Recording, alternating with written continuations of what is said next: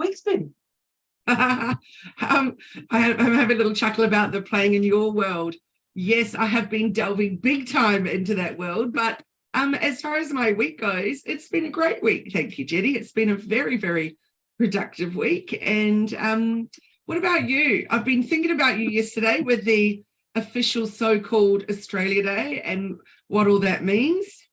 Yeah. Oh, well, yesterday, I mean, for us, it's kind of, it's just a day. I actually worked half the day yesterday, so I was working even though it's a public holiday. We just had some family stuff in the afternoon, but it's a funny day for a lot of people because, you know, a lot of companies at the moment are really starting to recognize that that day, the celebration of that day is no longer relevant to our modern culture.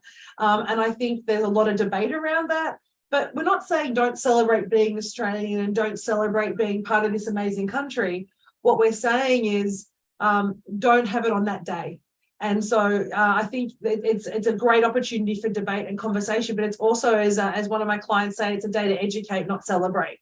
And it's a day where we can say, you know, why is this day a challenge for many Aboriginal and Torres Strait Islander peoples? What is the issues that it raises? And what is a different day we can do it? But you've got people like Telstra, you know, CEO of Telstra who chose to work and gave her staff the opportunity to say, if you want to take that day, you can, but you can take a public holiday within 4 weeks of the 26th of January, and you can choose that to celebrate and have a day for your family or to do what you want to do. So I think businesses are starting to recognise that, yeah, it's not a day to celebrate anymore, maybe a day of reflection. Yes, it's a super interesting one, isn't it? I watched a lot last night, different clips on YouTube coming at it from different angles. I really get those that have got their citizenship and that's the day that they get it. So that for them is, you know, they've come here, they're embracing this country, they love it, and that's the day that they want to celebrate that. But even that, why is that happening on that day? It just feels... Well, they've now changed that. So I don't know if you saw. No. Yeah, so there's a couple of councils that are now saying actually, you know, they've actually given the authority or the permission to actually hold citizenship ceremonies. I think it's up to 3 or 4 days either side of the 26th of January now. So you don't actually, the citizenship ceremonies don't have to be on that day anymore. So even that is a move to recognise that, you know, around this time, sure, celebrating one day. I love the idea of having one day that people become Australian citizens. I think that's really special. But having that opportunity to say, well, a council or a location doesn't have to do it on the 26th of January anymore, really is an indication that we're starting to change. Great. For some time now, I've been studying, you know, what happened in the history of here, obviously not growing up here. I didn't get any of that at school, etc. And so, yeah, like the idea of celebrating yesterday just feels so offensive. And oh my word, yeah, what an interesting flip. And even Kmart, I saw, has treated the day as just, it's a nothing day, and also not selling all that Australian paraphernalia, which, let's be honest, it's bad anyway, right? It's single-use stuff that's just going into landfill, so that's a good thing as far as I'm concerned. But yes, yeah, and I think the key about the day is people get very passionate, which is really great, and we get all this kind of feeling like, oh, I'm losing a day and don't take this away from me. But we're not asking you to lose it. We're not taking a celebration of being part of this country away. We're simply detaching it from one of the, you know, for our people, one of the most traumatic in the start of, you know, 200 years of genocide and separation and some policies which we're still feeling the effects of today. And so I think it's about changing the narrative from things that we're losing and taking away and just saying, well, let's take stock and say, as a modern culture, what's the value of a day that for a large number of the population is traumatic? Why don't we find a day where we can unite the country and choose that to be Australia Day, where we actually come together as a whole nation that doesn't actually, you know, separate us? And I think we need to, but we have so many people who like to run that kind of negative campaign and you know, want to kind of make it divisive.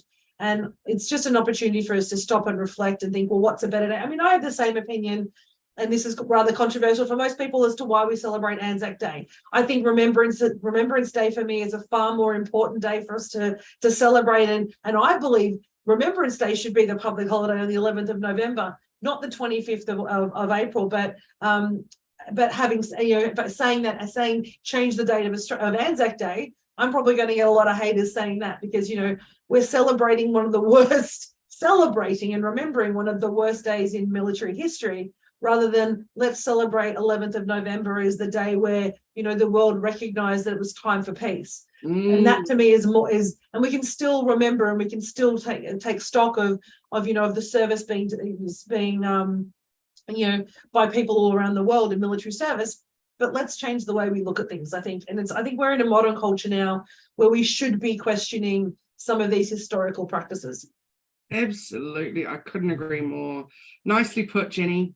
Nicely put. Well, for all of you listening, however you spent yesterday, I hope it was mindful and that it was right for you. With thought. There you go, mindful. Yeah, mindful. I love that. There you go. But so it's an interesting thing though at the moment, right? We're talking about a modern culture. I'm going to use that as a really nice segue, because the way that we view things and the way that we do things has an opportunity to evolve and change, right? That's with everything we do. That as a coach, you do that when you're coaching your business owners. I do that with coaching my clients and my business owners or corporates. Say it's time to change and look at the world differently and see the way we do things differently, and always find new ways of working that make us a better people and a better community, a better culture, a better organization, and more effective, right? So that's what we're talking about, modernizing. And to be honest, even as we're talking about AI and ChatGPT, when people go, oh no, I need to write my own captions, I need to do my own things, there's some value in using this new and modern technology, isn't there? Huge values, but huge warnings too. So I am really excited to talk about this with you. I've been deep diving into it, and there's lots of other ones out there. There's Jasper's been around for a bit, and all kinds of different ones are out there. However, ChatGPT has just kind of come and blown things out of the water. And I don't know about you, but every day I'm getting ads coming at me on socials saying this super successful ad was written by a bot, and I'm like, what makes it super successful? Because when you read the comments, no one's actually signing up to it. They're all going, this is terrible. So it is definitely interesting. But something I think that I need to say straight off the bat is that, so first of all, ChatGPT is, it's officially a large language model chatbot developed by OpenAI, and OpenAI is Elon Musk. So that's where this particular one comes for. And it stands for Generative Pre-trained Transformer. And what it is, it's incredibly good at coming up with interactive kind of speech. So really conversational dialogue.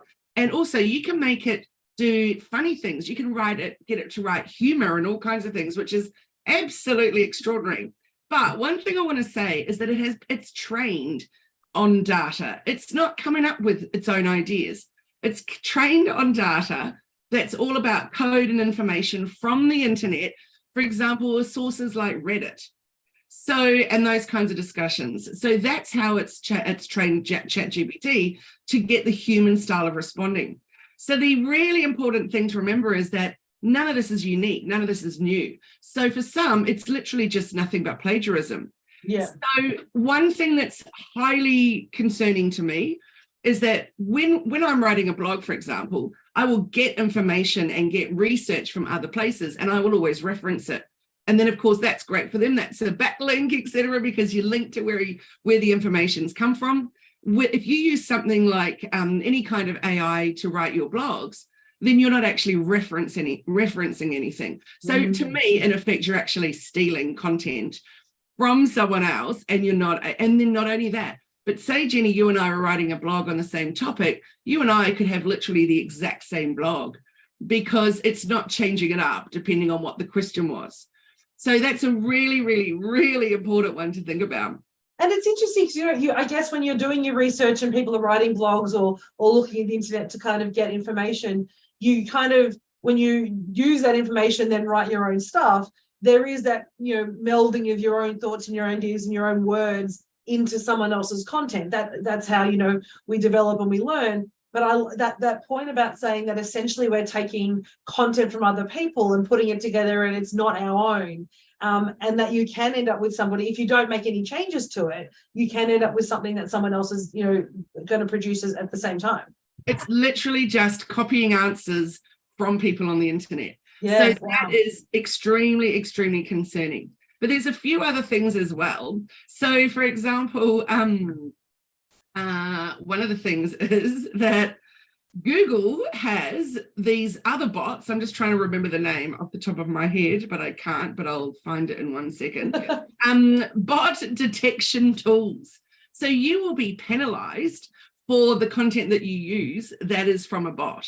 So that's the most important thing I think I can say today, is that use it as a tool for ideas. Don't use it for content. And they've created it for you to use for content. The way that they're advertising it all is to use it for content. But that is highly, highly dangerous. And where you can go down the Google search ladder is just off to Timbuktu. And you won't be found because you're being penalized. And then what does that do to the rest of your content and to your site's authority in general? So you've got to be incredibly careful with that. And that, of course, is not just for Google. That's, you know, for your YouTube captions and all your things. Like, you know, there's bots scanning bots. So yeah, I cannot say enough how much you've got to think about is, this is not going to change my life because I no longer have to write. You can think, this is going to change my life because it's a tool to help me with ideas. And I think that's really important. I love the way you kind of clarified that, because I know there's a lot of people are saying, well, I'll just actually, you know, use the chat, it'll create my blog and I'll just put that up straight away and I don't need to make any changes. And we're starting to look at exploring that, because obviously with the amount of content and the work we're doing, we're thinking how do we actually get some of those new ideas and generate that when we're constantly busy, particularly on topics that we don't talk a lot about all the time, but our clients are interested in. And so our team are looking to do it, but they're doing exactly that. They're looking for ideas and then saying, okay, well, what are the elements for this that we're going to take? And what are the things that we're, you know, going to discard? What do we agree with? What don't we? And your point about the Reddit piece, because we know that there's, you know, such a diverse range of views on something like Reddit. If you're pulling that content, you don't really know you don't know the authorship, you don't know the veracity, you don't know how true that content is. So if you're relying on chatbot, so things like the AIs to do statistics or content, that's where you start to be dangerous. It starts to get quite dangerous, doesn't it? Totally. So I wrote this list of pros and cons, but a couple of things that I really want to mention today, which is it cannot comprehend the meaning of the words that it's producing. So given that the context and intent of a communication may not be comprehended, then it can result in it producing replies that are completely unrelated to its output. So let's just use the example of VAs, and both you and I have amazing and fabulous VAs, but English is not their first language. So then if they are then relying on, and luckily that would not be your team or my team, but for VAs out there, and especially for business owners who are not then going through the content that they're creating before they're then publishing it, because they're like, oh, well, it was done on chatbots, sweet as. But the problem is it can be very often absolutely the wrong content, so in the wrong intent, which is massively problematic. The other thing is it lacks the ability to learn. So just like every other language model, as a result, even when the context is altered, the user may still receive the same response. Good. Also, it's really got this ability to make assumptions when vague questions are asked, which can lead to it giving answers that are not in any way tailored to suit the user's input. That's just a few of my notes in there. And I think that's just so important to think about. Let's take this from a medical perspective. So let's say that you were writing a blog post on how 3 years after the pandemic started, how do you feel that businesses have been affected by COVID-19? Wow, imagine what it could come back with you with then. And so it's not thinking, is it? It's just coming out with the information that it's seen in other places. So is that going to be resonating with where you're at? Have you actually done your research as well, or are you just relying on, you know, what it's coming up with? The other thing is those answers are available to anyone. So we're all going to write the exact same article or same caption or same blog post or whatever. So that's massively, massively problematic too. And as you're talking, I'm thinking, so why would we do this? Why would we not just write our own content? Why not, if you're using it for ideas and then we're going, okay, we're now going to have to review it, we're going to check it, we're going to rewrite most of it, we're going to pull it out. So why spend the time with all the penalties? Well, I'll tell you why, because it's actually, I don't know about you, but I certainly have days where I'm feeling flat and lacking in creativity, yet I've got a whole lot of content to keep pumping out. And particularly when it comes to the other side of our business, which is social media management, we've got to come up with ideas constantly. So I've been playing around with it with clients, and I also taught a workshop on it last week, which was really fun for everyone to try it out. And it came up with some really silly stuff, but some really fun stuff. And so I'll give you a little example. So I was working with one of our clients who is a floral designer and teaches floral design. So I said, how about this one? Let's type in taglines for floral designers business. And it came up with some beautiful things like bringing beauty to life one step at a time, creating art with flowers, transforming spaces with natural beauty. You know, there was heaps and heaps of things it was coming up with, which actually he was like, oh, I hadn't thought of that one. Yeah, that sort of makes sense, but you know, you'd need to mix that up a bit or whatever. And I'm like, good, I'm glad you said that straight off the bat, that you need to mix that up. So I think, Jenni, why we would want to use it is for ideas. I think it's definitely awesome for that, but that's what I think it should be called. It should be called Ideas Generator or something, but it's not. I think that's the thing. I mean, the key takeaway for today is use it, have a play with it. I said we've used it. I've had days like that where I've just been a bit flat and we've had a quote and I've got, what does that mean to me? Or I want to go, you know, I'm trying to think of 5 new benefits of, you know, I know all the benefits of coaching or doing the workshop that we do. We know that, but we start to use the same language all the time and we want a different way of saying the same thing, right? And so I've been using it to get, I hadn't thought of saying that this benefit that way or this feature in that way, but it's just changing the way our language a little bit to see what's available. We love that. But I do think that caution around making sure that you don't end up just copying and pasting what the chatbot or the chat AI has told you should use, and really, you know, prosecute and look through the data a little bit more to say, well, which bits work for me, which bits don't, and use it as that inspiration rather than replacing your own thoughts. Indeed. And, you know, the other day I used it. We were writing a blog for a client and the topic was all around why you should switch to natural-based products for your skin. And so, you know, with research, we've done this fabulous job, and then I thought, I'm just going to jump onto ChatGPT, type that question in and see what it comes up with, just in case there was something new that I hadn't thought about. And there was one thing in there. So we'd already mentioned, for example, antibacterial and blah, blah, blah, you know, all these different things. But there was one extra thing. I can't even remember what it was right now. And I went, good point. And so off I went. But one of the things that it came up with, which was 100% wrong, is that because it's natural, it will always be cheaper than its synthetic alternative. And I'm like, no, that is never going to be the case. Well, certainly not here in Australia. So that was 100% wrong. And then as you keep reading, it really had a massive focus on that. And I'm like, oh, that's dangerous then, isn't it? Because if I just copied and pasted and off I went, then I would completely be barking up the wrong tree. So that's definitely not good. So I think the thing to remember is that those answers may not be natural nor reality based, and that is huge. Plus, it often overuses words, and that can be really problematic as well, because then that doesn't come across as very natural. Well, you know, that's what I'm finding. But I want to tell you about this article that a friend of mine wrote. She's a lecturer at a uni in Victoria, and she has written this thing. I'll just read you this thing. So it was in The Guardian, and it says, lecturer detects bot use in 1/5 of assessments as concerns mount over AI in exams. So Deakin University's Sally Brandon says technology is not going away as educators strive to adapt to use of software such as ChatGPT. Massive, massive problem. So she says it's caused internal alarm for its ability to evade plagiarism detection tools. The software that Brandon uses detects a range of bot assistants, including software that helps improve AI-generated text.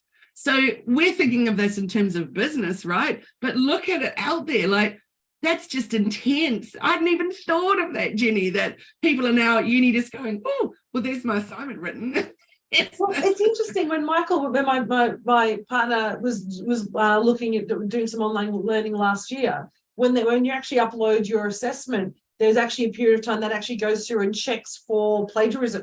And so when you're up, and I guess that is essentially using the same technology, isn't it? You would upload it, and it would go through, and you had to get a certain pass level. It would say, okay, yes, there's a couple of areas which are copy and paste, but then it would look for the reference and go, okay, yes, you've said this, but we can see that you've referenced it, and it's in context of what you're doing. So you might be quoting somebody specifically. But even if you're quoting, there was a maximum amount of quotes that you could have in your content, because it was checking to see how much you've literally just copied and pasted. And then, as we know, I've seen people do, here's a quote and my one sentence that refers to that, but I'm not actually providing any value to that.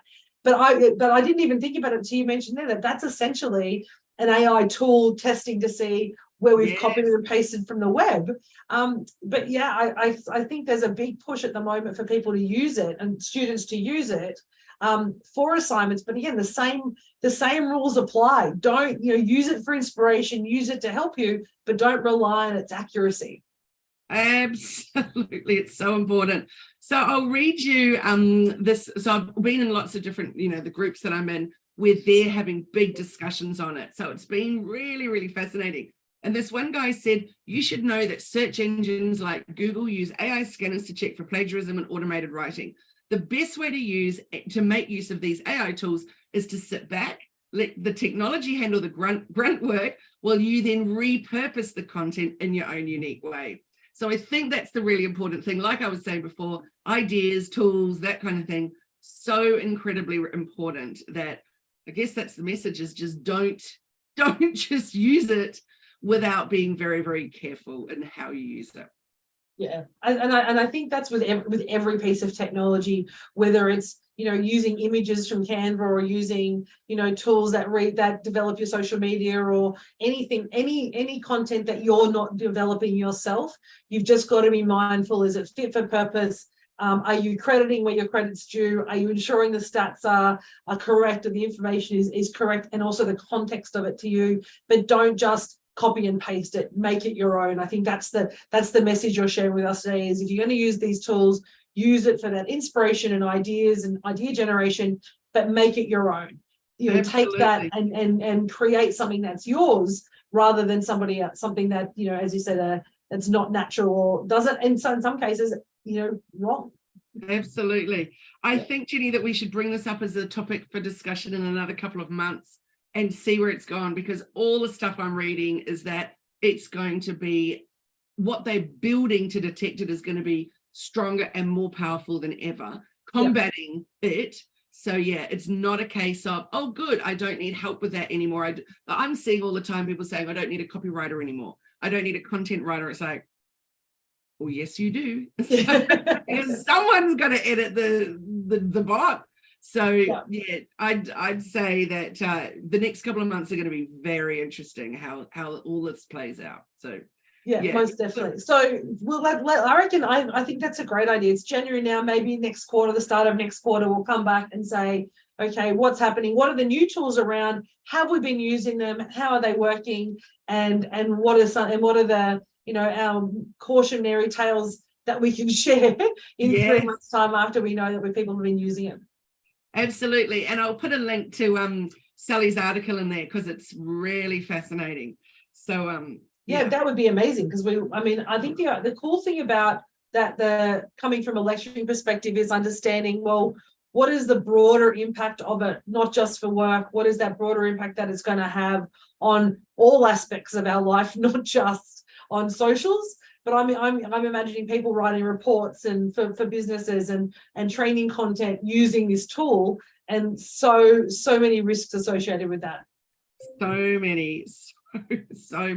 I'm in the middle of writing a blog at the moment about it, and I've got all sorts of screenshots from things I've been reading of people's comments in groups and stuff. It's fascinating. So I'll put a link in the caption of this once it's up on YouTube, and that's amazing stuff. So yeah, I'll let you know when that's updated or finished. So So good to chat with you today, Jenny. And Big to you. morning. So there you go, the pros, the cons, and the ugly.